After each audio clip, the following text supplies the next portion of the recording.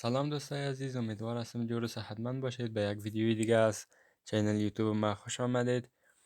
ایردراپی که میخوایم در موردش صحبت کنم، امروز دو ایردراپ داریم. یکی دکچین هست و دیگرش هم هروم که احتمال بسیار زیاد در صرافی بایننس و بایبت هر دویش در بسیار وقت کم مانده قرار است لیست شود.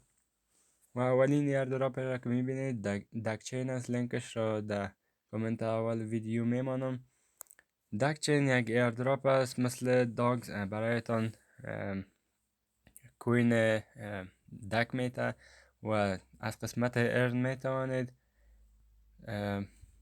تسک هایش را بزنید. تسک ایونت داره که ای باید خرج کنین و تون بپردازین. قسمت بعدیش دیلی است که ایرم میتونید فقط دیلیش بگیرین و یوتیوب مستری میشن ایرم میتونید سه بار بگیرید که میشه 600 از اینجا.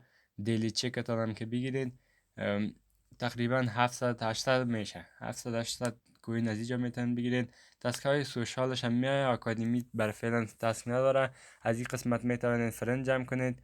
از قسمت بعدیش اینجا فرند هایتان را جمع میکنید و قسمت دیگر استارز داره.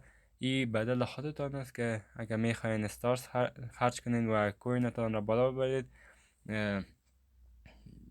استارز میتین برش و برای شما کوین دک میده.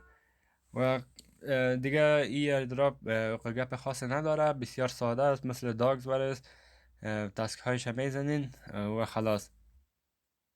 خب دوستای، ایردراپ بعدی که گفتم در موردش صحبت میکنم ایردراپ هروم هست که ای بسیار معتبر هست. بسیار فرصت کم داره. ای هم امکانش زیاد است که در بایننس و بایبت لیست شود که در افغانستان بایبت بایننس فعال است، کار میکنه.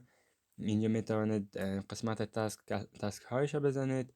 بسیار آسان است. هم دیلی چکتان همیشه بگیرید بخاطر که تمام کوینش زیادتر کوین عظیمی دیلی چک برایتان میته.